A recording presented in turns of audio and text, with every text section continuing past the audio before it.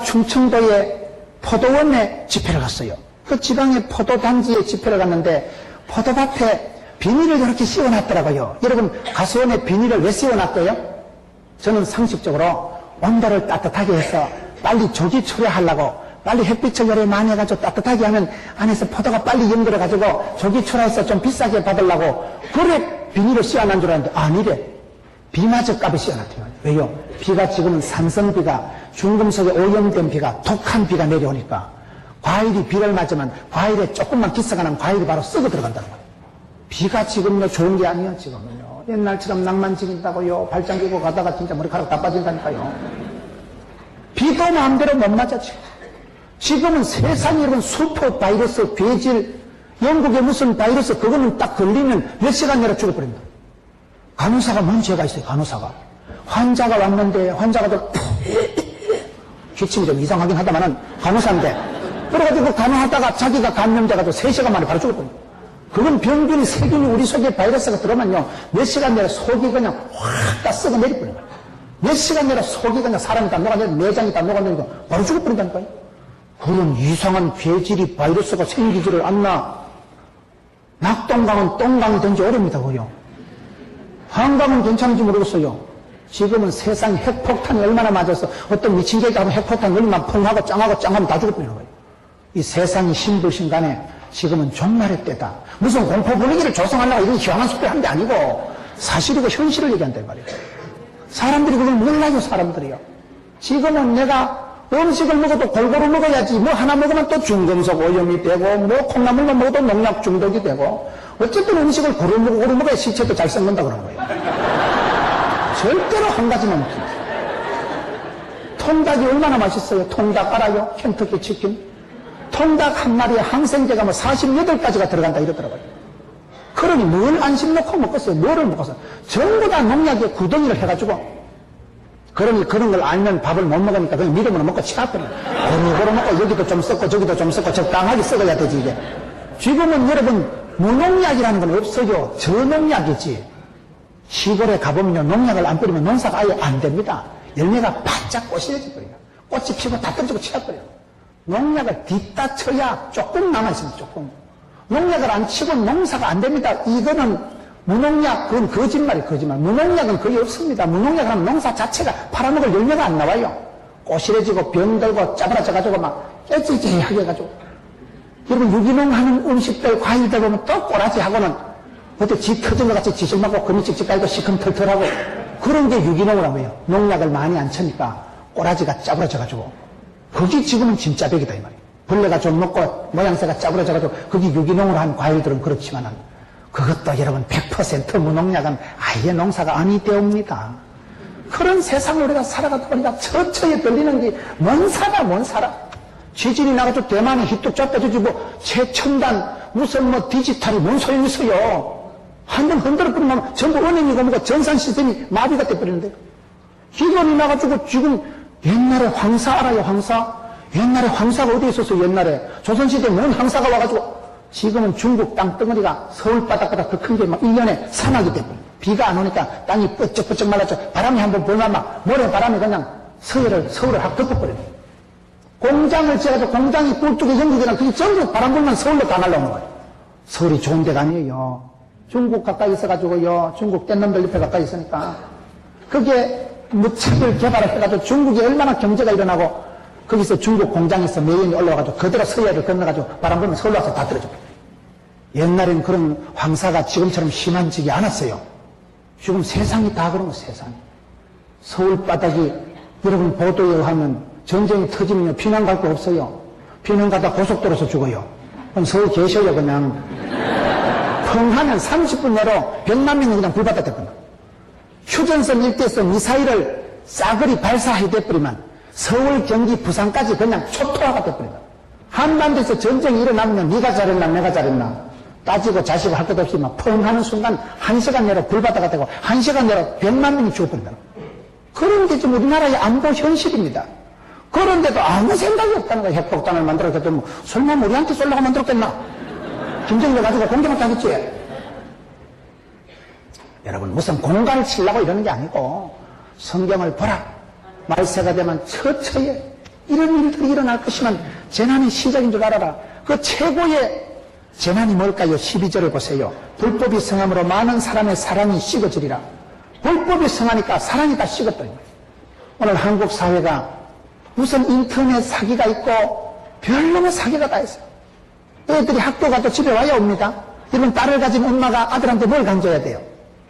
애기야, 사기가 많고 여러분 전화가 와서 할렐루야, 사장님 1등 당첨되셨습니다. 제주도 왕복 여행권. 그래가지고 온라인 번호, 주민등록번호 가르쳐주면 되겠어요, 안 되겠어요? 그래, 그 신문을 보니까요, 사기를 예방하는 방법, 일단은 의심하라는 거예요. 자식을 키우는 부모가 무조건 의심해라. 절대로 눈 주는 거 바카스 마시지 마라. 그게 독약이 들어있다. 절대로 남의 공짜 차를 타지 마라. 친절한 놈 다 도둑놈이다. 남자는 다 도둑놈이다. 지금은 딸 가진 부모가 애들한테 사기당하지 마라. 모든 놈을 의심해라. 일단은 의심해라고 가르치는 게 오늘 한국 사회입니다. 의심을 가르쳐야 돼, 의심. 절대 혼자 있을 때 문을 열어주지 마라. 그런데 10명이 여러분 한 명 도둑놈을 못 막는다니까요. 그렇게 두 눈 붉게 뜨고 그렇게 아둥바둥 살아가면서도 다단계에 빠지고 사기에 빠지고 줄초상이 나는 거예요, 줄초상. 그렇게 쎄 빠지게 벌은 돈을 허무하게 쏟아버려요. 왜요? 불법이 성함으로 사랑이 식었대요. 더 이상 이제는 사랑이 안 되는 사랑이에요. 모든 사람을 의심을 해야 돼요. 한국 사회가 지금은 노사 간에 이런 부자 간에 자식의 애들을 굶겨서 얽어서 죽이는 사회라니까요. 노인병원 같은 데 갖다 쳐다가 놔놓고 들여다보도 안 하고 거기서 오는 걸 원치 않는다는 거예요. 너무 이렇게 좀 거시기하니까 세상이 별꼴이 반쪽이에요. 여러분, 그런 전문기관들을 이용을 해야 됩니다. 그런 전문기관들이 참 가족이 못 보는 일을 잘합니다. 중요합니다. 그럼에도 불구하고 사랑이 식어버려요. 옛날 같으면 같이 사랑하던 그런 관계가 이제는 전부 고통이 되고 민폐가 되고 불법이 성함으로 사랑이 식어버려요. 불법이 성함으로 돈이 없어. 지금은 뭐 효도고 뭐가 없다니까. 지금은 막 돈이면 최고예요. 돈이면. 돈이 안 되면 여러분 연세 드신 분들 반드시 비자금을 조성해가지고 너희도 내 돈 있어야 돼요. 내 돈이요. 돈 없으면요 아무도 안 쳐다봐요. 돈이 있으면 서로 모시고 갑니다. 이 비정한 사회, 사랑의 법이 씹어버린 거예요.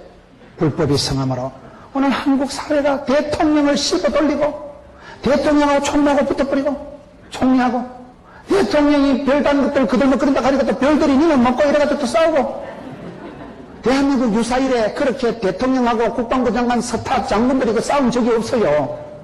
법이 없어. 개판이요, 개판. 나라 꼬라지가 학교 강단도 무너진 지가 오래고 교회도 그렇습니다. 교회도 얼마나 많은 분들이 목자로 존경을 받겠어요. 얼마나 많은 분들이. 사람들이 깎고장하게 본다는 거예요. 저거는 또 그런가, 얘가. 세상이 불법이 성함으로 이제는 사랑이 식어버린 거예요.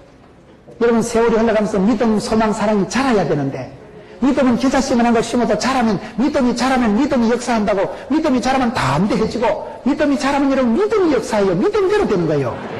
믿음이 불신이 돼버려요. 믿음이 다 깨져버려요. 사랑은 편수가 넓어집니다. 사랑하는 사람하고는 공감대가 많아진다. 공감대가 평수가 넓을수록 그 사람은 행복하다. 니캉니캉 느낌이, 필링이, 코드가 궁합이 같으면 행복한 거거든요. 점점 사랑이 불법이 성하면 사랑이 식어 빠져버려요. 사랑도 없고 소망도 없고 희망도 없고 한국 사회가 그게 지금 이게 말세 쥐말이지 뭐냐 이 말이에요. 저는 불법이 성함으로 사람의 사랑이 식어지리라. 너무 사기를 많이 당하고 다단계에 빠지고 별꼴이 반쪽이니까 이제는 주제가 아무도 믿지 말자. 한 놈도 믿지 말자. 목사도 믿지 말고 장로도 믿지 말자. 그게 구호요. 지금 구호요. 교회 건축할 때요 저를 길러주신 여전도사님 계세요. 지금은 은퇴 여전도사님인데 어릴 때 저를 길러준 여전사님이 글씨를 뺐다가 써서 장로의 편지를 보냈다고. 김 목사 건축할 때는 아무도 믿지 마라. 장로도 믿지 말고 목사도 믿지 말고 권사도 믿지 말고 아무도 믿지 마라.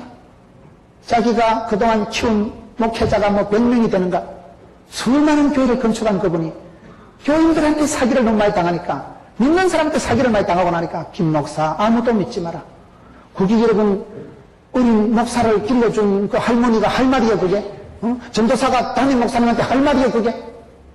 세상이 좀 그런 식으로 불법이 성함으로 사랑이 식어 빠져가지고 신뢰관계가 깨어지고 믿음이 없어지고 사랑이 없어지고 소망이 없어지는 시대가 마지막 시대다. 그러니까 말세는 고통하는 때가 사람들이 자기를 사랑하고 돈을 사랑하지, 불법이 선하지, 부모를 거역하지, 세상이 엮이는 쪽으로 돌아가는 거예요. 사랑의 관계가 저주 관계가 돼버리고, 이게 여러분 말세가 되면 이렇게 된다는 거예요. 그럴 때 어떻게 해야 될까요? 여러분, 믿음은 더 견고하게 가져야 되고, 사랑은 평수를 넓히세요. 사랑을 넓히고, 공감대를 넓히고, 나비 효과라고 사랑이 퍼져서, 사랑이 건너가서, 내가 신뢰하고, 믿고, 의지하고, 사랑하는 사람이 많은 사람은 든든한 사람. 우리가 그렇게 믿음의 사랑의 공동체를 만들어 가야 되는데, 말세가 되면 이게 뒤집어져가지고, 그러면 어떻게 해야 될까요? 13절을 보세요. 그러나 끝까지 견디는 자는 구원을 얻으리라.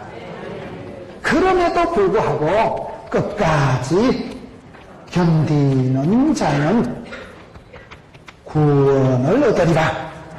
끝까지 견디다. 끝까지 견디다. 군대 말로 개기고 무식한 말로 뭔가 떼어야 돼. 뭔가 떼어야 돼. 버텨야 돼. 버텨야 돼.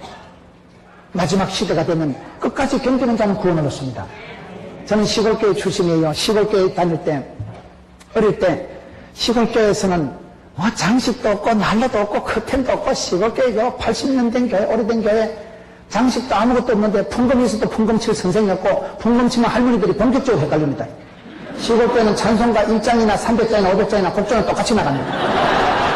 그 콩나물 대가리를 모르니까 풍금 치면 안 돼요. 풍금 칠 아가씨도 없지만은. 그런데 시골교회 벽에 보면 흔히 붙어 있는 게 성미표거든. 성미 옛날에 촌에. 어머니들이 성미 가져가도 뭐 도장도 그러니까 붓뚜껑 가지고 그걸로 인죽 찍어가지고 뚝 찍어놓는 거야. 붓뚜껑 가지고 찍어가지고 성미표 이래놓고 그 위에 꼭 붙어 있는 말이 요한계시록 2장 10절 말씀. 네가 죽도록 충성해라. 그리하면 생명의 밀로관을 얻으리라. 이 말씀이 붙어 있어요. 끝까지 견디는 자고. 시골교회 가보면 주일학교 이렇게 반별 덮여놓고 포도송이 이렇게 그려놓고 나오면 색종이 갖다 붙이는 거야. 그 꼭대기엔 꼭 붙어있는 게 네가 죽도록 충성하라. 생명의 밀로관을 얻으리라. 어릴 땐 천지도 모르고 자랐는데요. 지금 세월이 지나고 목회자가 되고 그 생각이 나는 거예요. 시골교회 담벼락에 네가 죽도록 충성해라. 옛날에 우리 어르신들은 다 그 신앙으로 살아요. 일사하고 오직 충성. 죽도록 충성하면 반드시 구원을 얻습니다. 신앙생활은요, 끝까지 구원을 얻기까지 끝까지 견디는 거예요. 여러분, 하나님께서 저와 여러분에게 생명을, 건강을, 직장을, 여유를 왜 주시는지 아세요? 할 일이 남아있어서 그런 거예요. 할 일이 뭡니까? 복음 전하는 거예요. 여러분, 주변에 한번 보세요. 그 장로님이 잘 나가다가 왜 말아먹었을까? 그 목사님이 옛날에 그렇게 설교도 잘하고 그 멋쟁이 목사님이 왜 저렇게 됐을까? 제가 경험하기로는 그 훌륭한 목사님이, 그 훌륭한 장로님이 쫄딱 망한 거는 사명에서 이탈하니까 망합니다. 복음을 전하라고, 여러분, 하나님께서는 내게 사명을 주시고 복음을 전하라고 남겨두시는데 사명자가 사명에서 이탈하면 죽습니다. 사명자가 돈독 여러면요 병이 생기더라고요. 사명자가 돈에 빠지고 입마에 폭했다고 엉뚱한 데 떨떡거리면 하나님 그 생명을 걷어가십니다. 무서운 얘기입니다. 오늘 좀 무서운 얘기를 많이 해서 죄송합니다만, 하나님이 저와 여러분에게 생명을 주신 것은, 여러분과 성경을 보면 마태복음 3장 10절에 보면 이미 도끼가 나무 뿌리에 놓였으니 좋은 열매 맺지 아니하는 나무마다 찍어 불에 던지우리라. 농부가 도끼를 나무 밑에 갖다 놓고 내년에도 열매를 안 맺으면 잘라버린다는 거예요. 금년 한 해 왜 하나님께서 저와 여러분에게 생명을, 시간을, 은사를 주셨을까요? 복음 전하라고 그렇습니다. 예수 믿는 사람은 어떤 직종, 어떤 영역이 있더라도 궁극적인 본업은 복음 전하는 거예요.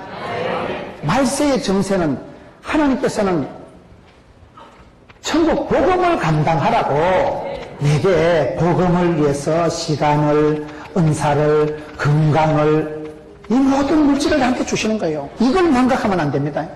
본질에서 이탈하면 사고가 나는 거예요. 그 유명한 어른이 왜 저렇게 망했을까? 하나님이 돈 줬는데 지건 주라고 까발랑거리다가 정권 투자했다 홀랑 날아가고, 돈에 빠져가지고 욕심내가지고 굴리다가 다 날아가고.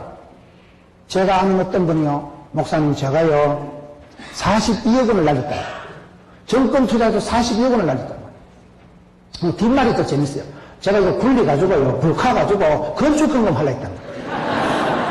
그래, 제가 다음에 굴리지 말고 막 기냥하세요, 기냥. 굴리지 말고 42억 11점 해도 얼마요? 왜 굴리냐, 이말 굴리냐. 욕심이 나기 시작하면요, 42억이 4,200억이 돼도 굴립니다. 그러다 날아간다니까요. 하루아침에 42억 원을 날리고 난 뒤에 와가지고 그 얘기를 뭐라고 합니까? 불나게. 4,200원짜리 커피도 한 잔 안 사놓고. 있을 때는 안 해, 있을 때는. 그게 터지고 난 뒤에 뭐 뜬식 그런 말을 해가지고 속상하게 따날라고 난 뒤에 뭐 건축금을 말라고 한다 그래요. 어차피 아닌 거. 말이나 하지 마지. 사람이 그렇습니다. 있을 때는 몰라요, 있을 때는. 건강을 잃어봐야 합니다.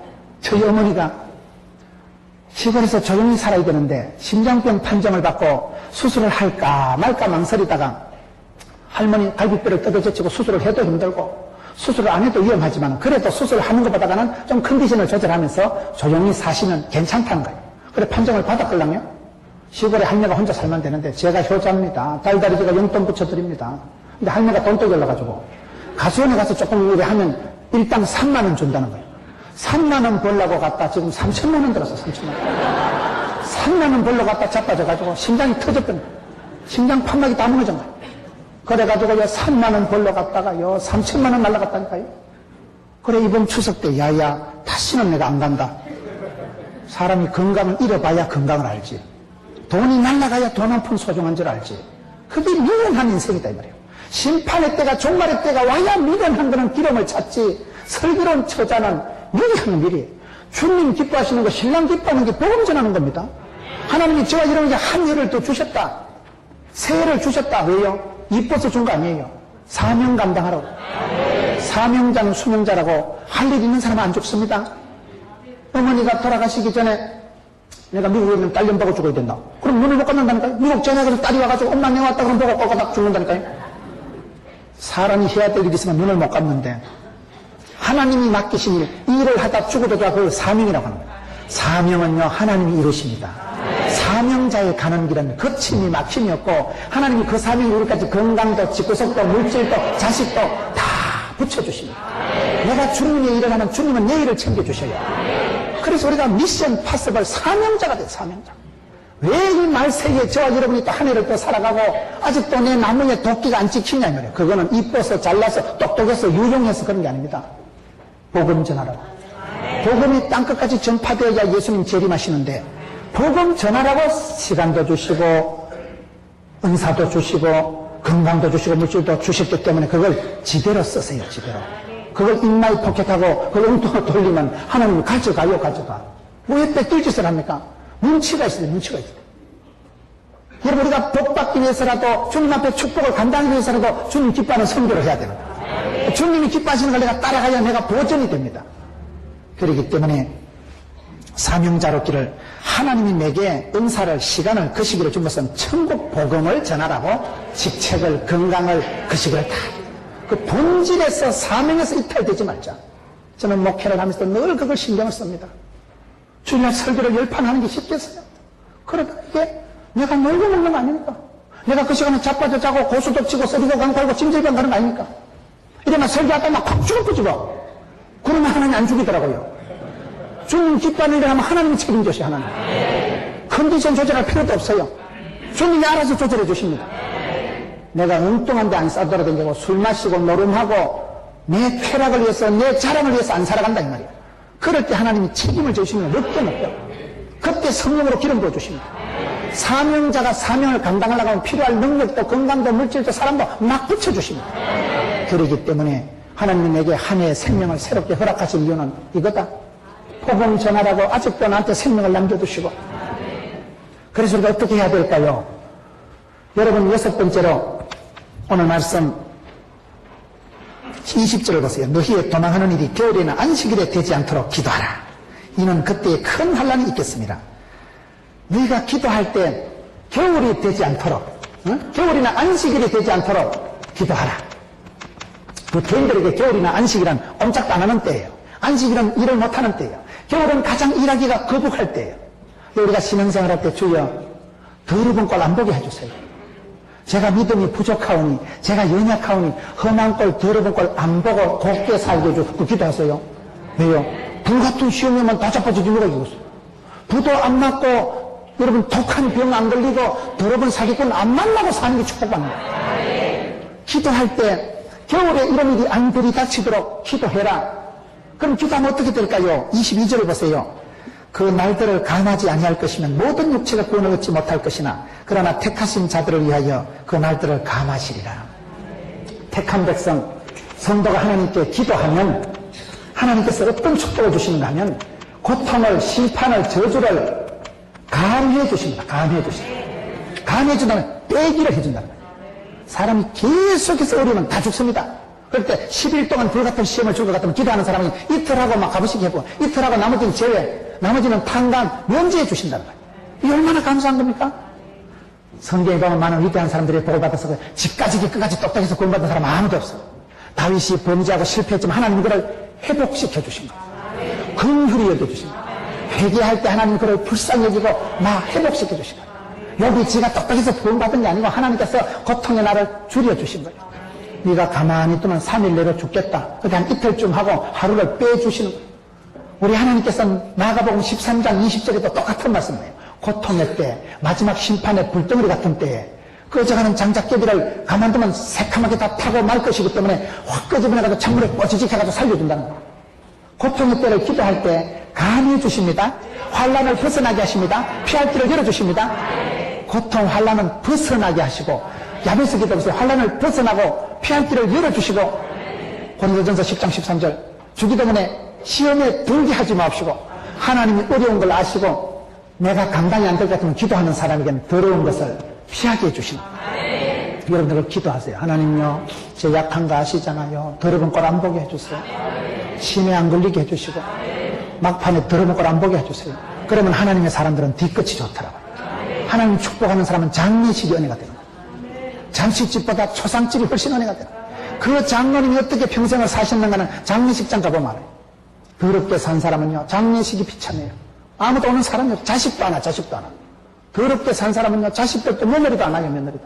그런데 아름다운 세월을 살아가고 하나님 앞에 충성되게 살아간 사람들은 초상 때 보면 어디서 그렇게 사람들이 오는지 교회가 공동의회 투표를 해보고 교회가 여러분 장례식을 해보면 그 사람의 진가가 드러납니다. 교인들이 바보 같아도요, 다 알아. 투표해봐봐. 교인들이 다 알아. 짜장면 사주고 불고기 사준다고 투표해주는 줄 압니까? 교인들이 다 알아요. 참 저분은 우리 교회 권사입니다. 참 저분은 우리 교회 장로입니다. 투표를 해보면 교인들이 무서운 만큼 잘합니다.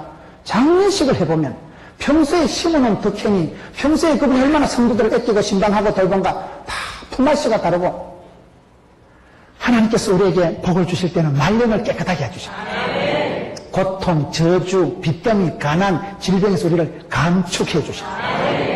줄여주십니다. 가만두면 다 죽어요. 그래서 기도하라, 기도해서 더러운 걸 힘들 때 안 생기고 그 힘든 건 빨리 줄여주시고 기도할 때, 종말의 때에 하나님께서 이런 감해주시는 역사가 있다. 그럼 우리가 어떻게 살아야 될까요? 24장, 25장을 우리가 마태복음을 종말장이라고 합니다. 종말장. 종말의 때를 우리가 어떻게 살아가야 될까요? 여기 달란트 비유가 나옵니다. 달란트 비유가 뭐예요? 하나님께서 저와 여러분의 시간을, 은사를, 재주를, 물질을, 건강을 주셨을 때 어떻게 하오리까? 45절, 24장 45절. 충성되고 지혜 있는 종이 되어 주인에게 그 집 사람들을 맡아 때를 따라 양식을 나눠줄 자가 누구냐? 우리가 어떻게 살아야 지혜로운 삶을 살 수 있을까요? 착하고 충성되고 지혜로운 사람이에요. 지혜로운 사람.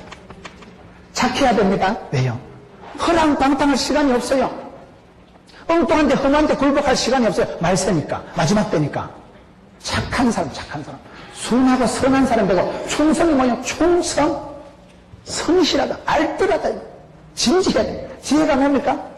지혜로운 사람이 지혜가 건강이고, 지혜가 부자고, 지혜가 행복입니다.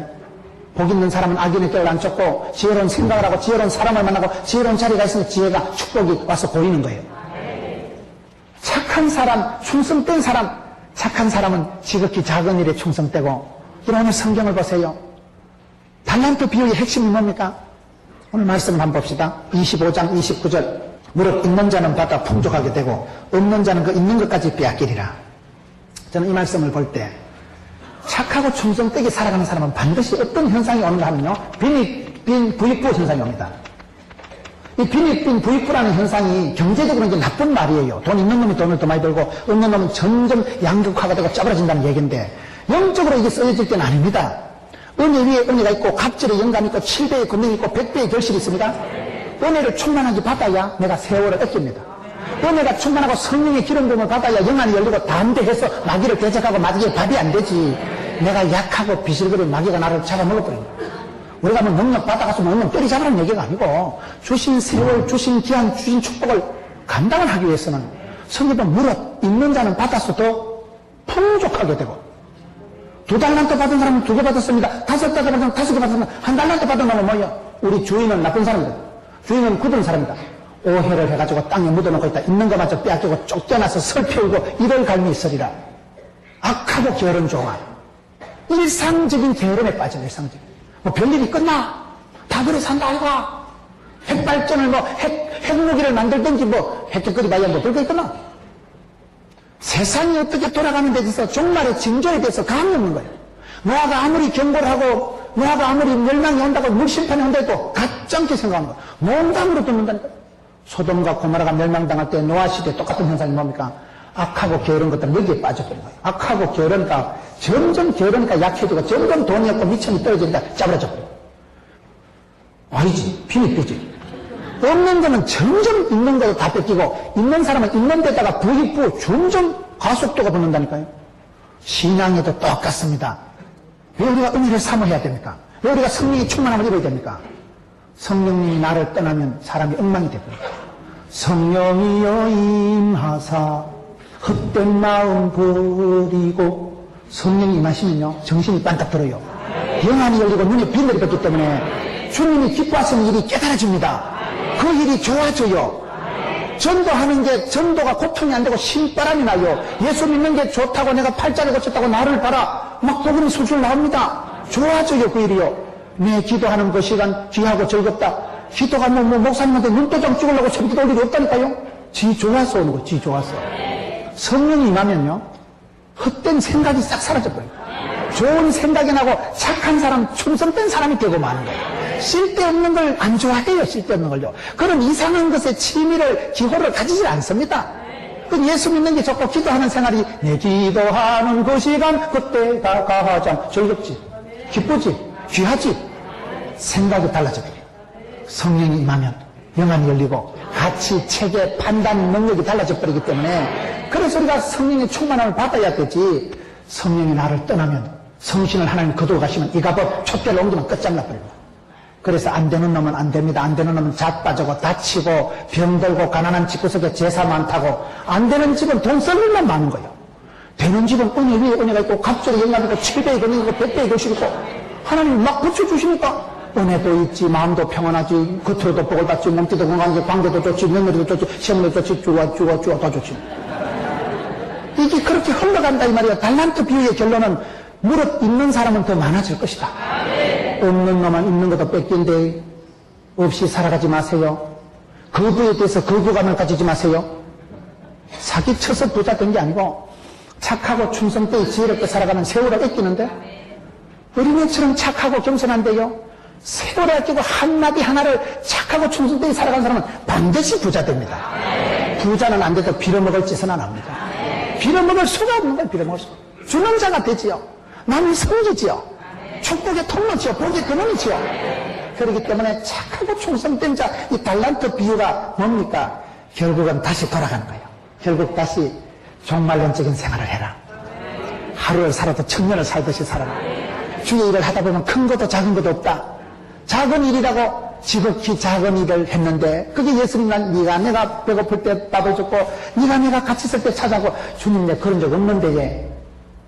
지극히 작은 일에 충성되니까 주님 그걸 다 기억하시는 거예요. 심판 때 그 얘기를 달란트 비유의 연소 비유하고 있는 거예요.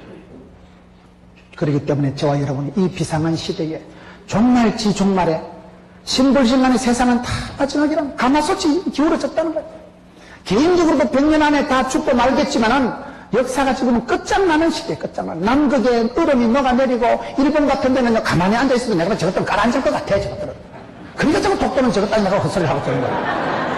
가라앉는데 땅이 지금 바닷물이 자꾸 수위가 올라간다. 지금 날씨가 미쳤어요. 날씨가 지금 겨울이요 봄날이요. 오늘 새벽에도 강에서 내가 더워서 혼나 더워서 혼나.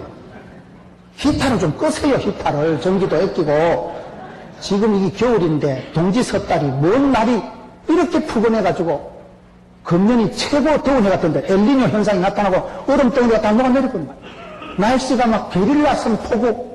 제가 얼마 전에 울릉도 집회 갔거든요. 울릉도가 참 좋은 섬이에요. 울릉도 호박엿. 울릉도는요 약초가 전부 풀이 전부 다 약초예요. 울릉도 약소가 있더라고요. 약소가요. 울릉도는 약초를 뜯어먹고 자란 소기 때문에 그 고기가 고기하고 전부 다 약이라는 거예요.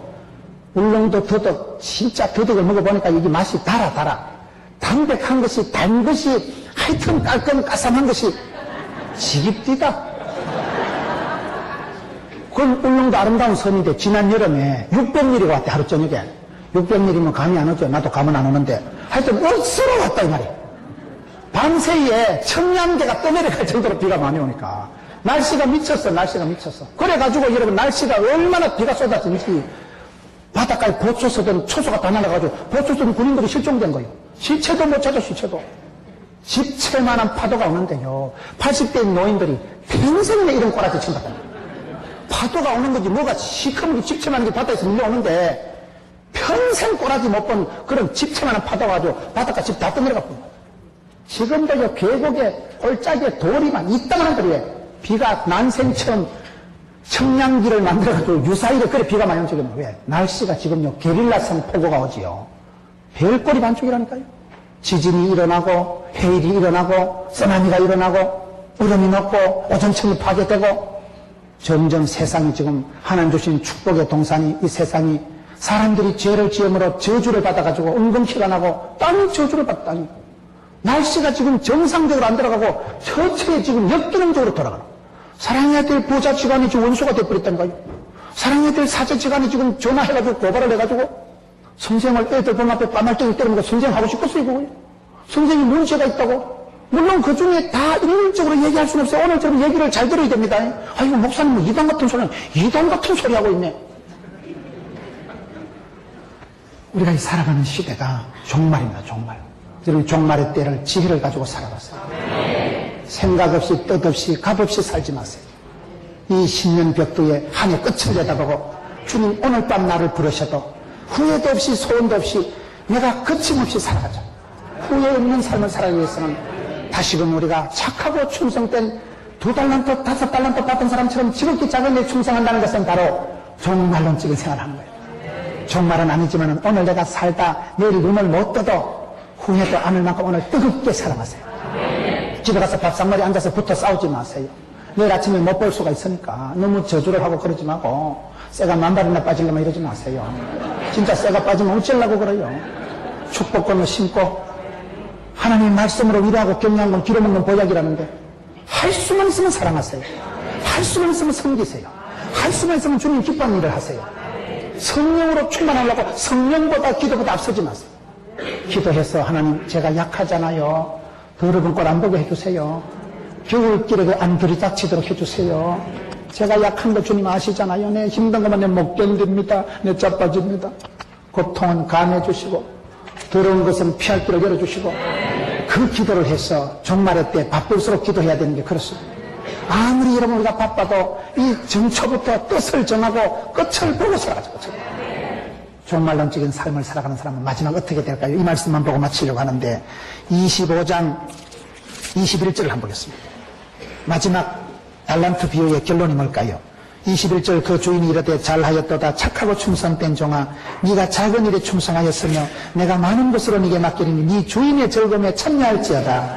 할렐루야. 마지막에 축복이 뭡니까? 주인의 즐거움에 동참. 최후의 만찬에 최후의 천국의 파티에 마지막 그 리셉션 최후의 잔치에 초청장이 발부가 되고 주인의 즐거움에 동참하게 돼. 이거 최고입니다. 그때 이름 안 부르면 그건 낭패입니다. 그때 이름 안 부르면 그건 죽는 거예요. 그건 지옥 가는 거예요. 지금 즐거운 것도 좋지만 최후의 잔치에 어린 양 혼인잔치에 주님이 내 이름을 불러주시고 사랑하는 내 아들아 착하고 충성된 종아 수고가 많았다. 네가 죽도록 충성하고 끝까지 견디니까 오늘 이 티켓에 주인의 즐거움에 참여하라. 우리 주님 마지막 그 연회 잔치는 그 파라다이스 나고는 어떻게 설명할까? 이 땅에서 아무리 행복하고 웰빙하고 성공해도 천국에 비하면 조족지혈 세발의 무좀 아무것도 아니야. 이 땅에 어떤 호텔에 어떤 아름다운 명품 코너에 개코도 아닙니다. 천당 갔는데 어떤 미래는 거의 자꾸 금덩이를 가져가려고 해요. 가져오지 마라 하니까 자꾸 재산을 금덩이로 바꿔가지고 오려고 천사가 그 뭡니까? 금이라니까 그 도로 포장지를 말라고 가져왔어요. 천당인가 항공길인데 그 돌멩이 같은 거 말라고 떠고 가고 천국 가면요 이 땅에서 그 아둥바둥 하고 개코도 아니라니까요. 이 땅에서 지까지기 부자 출세 이 주인의 즐거움에 잔치에 가면 그거는 찌끄러지도 안 되는 거예요. 이걸 바라보세요. 대망을 품으세요. 영생의 축복을 바라보세요. 구원의 즐거움을 해보겠어요. 우리가 이 땅에 살아가고 지금은 서글프지만은 종말을 바라고 종말을. 오늘 밤 내가 죽어도 주님 원도 없고 한도 없고 후회도 없고 그런 정도로 하루를 알차게 살아가고 천년이 아니라 하루를 7년을 하루같이 살아가고 종말론적인 사랑, 종말론적인 봉사, 종말론적인 성김, 종말론적인 사랑 정절하게 살아갔어요. 분초를 떼서 한 시간도 허투루 지내지 말고 엉뚱한데 헛된 데 가는 것을 억울하게 원통하게 생각하시고 하나님 1년 동안 나를 붙잡아 주시옵소서. 종말을 사는 지혜 있는 사람 되었어. 이 시대 하나님 앞에 쓰임받고 이름만은 최고의 아름다운 잔치에 몽땅 초청장 발부받아가지고 거기서 만나는 여러분 되시기를 축원합니다.